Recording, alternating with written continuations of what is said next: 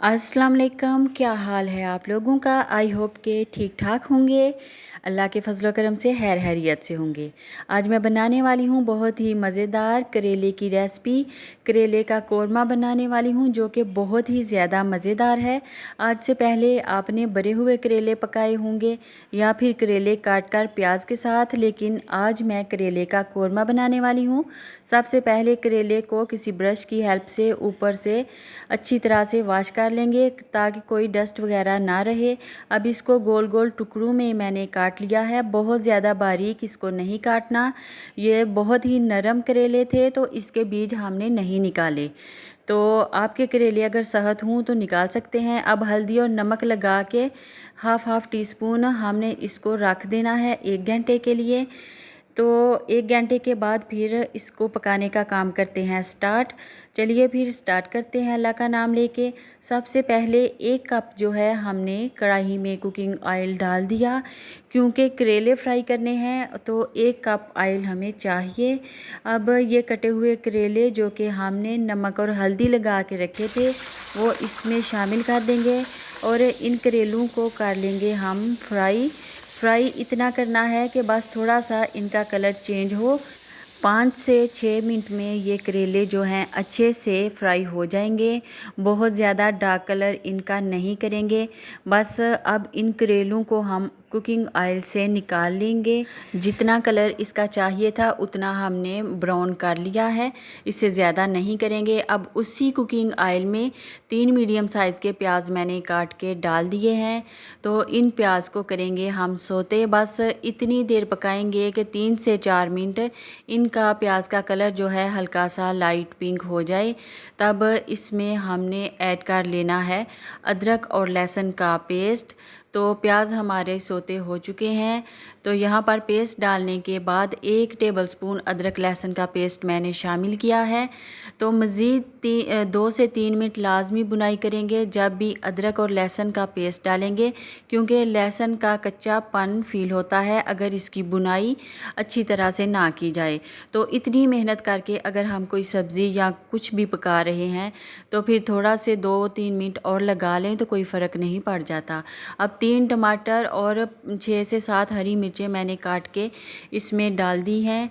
तो जितनी मिर्चें आप खाना चाहते हों या खाते हों उसी हिसाब से डाला कीजिए। तो मैंने अपने टेस्ट के अकॉर्डिंग इसमें शामिल कर दी हैं।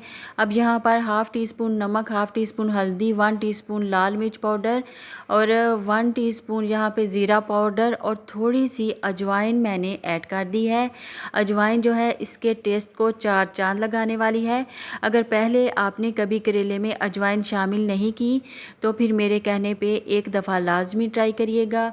अब इस मसाले की करेंगे हम बुनाई और इतनी देर बुनाई करेंगे। यहाँ पे 1-2 टेबलस्पून पानी शामिल किया मैंने। इतनी बुनाई करनी है कि ये मिर्चें टमाटर वगैरह जो हैं अच्छी तरह से नरम हो जाएं और ये मसाला बन जाए, ग्रेवी सी बन जाए, दानेदार ग्रेवी। इसको 5 मिनट के लिए लो फ्लेम पे मैंने कवर कर दिया ताकि ये अच्छी तरह से गल जाएं चीज़ें। अब ये सॉफ्ट हो चुके हैं टमाटर मिर्चें वगैरह।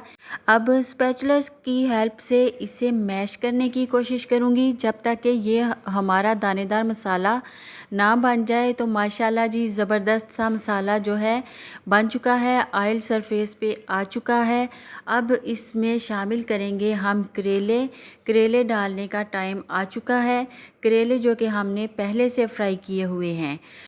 करेले डालने के बाद इन सारी चीज़ों को करेंगे अच्छी तरह से मिक्स और इसका फ्लेम जो है कर देंगे लो। और लो फ्लेम करने के बाद मज़ीद इसको 10 मिनट कवर करेंगे ताकि सारा मसाला जो है करेलों के अंदर रच बस जाए, जज्ब हो जाए। और 2 टेबलस्पून यहाँ पर केचप का मैं शामिल कर रही हूँ। केचप जो है बहुत ही मज़ा देता है इस कोरमा करेले के अंदर। तो केचप डालने के बाद इसको कर देती हूँ कवर और फिर मिलते हैं 10 मिनट के बाद। हाँ जी, 10 मिनट हो चुके हैं और ये देखिए फाइनल लुक। करेले जो हैं हमारे तैयार हो चुके हैं। अब इसके ऊपर थोड़ा सा कटा हुआ धनिया शामिल कर दिया, हाफ़ टी स्पून मैंने इसके ऊपर डाल दिया पिसा हुआ गरम मसाला। और जो हमारा सालन है वो रेडी है। इसका फ्लेम कर देंगे ऑफ़ और करते हैं इसको डिश आउट। तो मज़ेदार से हमारे करेले का कोरमा जो है वो रेडी हो चुका है। इसको घर की पकी हुई रोटी के साथ, फुलके के साथ आपने खाना है और मुझे बताना है कि कैसा लगा आपको इसका टेस्ट। एक दफ़ा आप इस तरह से करेले पकाएंगे तो फिर भरे हुए करेले आप कभी नहीं पकाएंगे, क्योंकि भरे हुए करेलों का टेस्ट भी इसी में आ जाएगा। इसके अंदर मसाला जो है बहुत ही मज़ेदार है। ये मसाला बहुत ज़्यादा अमेजिंग टेस्ट देता है। तो कैसी लगी आपको आज की ये रेसिपी अच्छी लगी हो तो मुझे आपने लाजमी बताना है। एक चीज़ और, इस तरह से जब भी आप करेले पकाएं तो कोशिश करें कि करेले सॉफ्ट हों और इसको बीज के समेत ही काटिए, तब इसका आप डबल फ़ायदा उठा सकेंगे। और बहुत ज़्यादा करेले ब्राउन नहीं करने, फिर करेले का जो है अफादियत वो हमें नहीं मिल पाएगी। अल्लाह हाफिज़।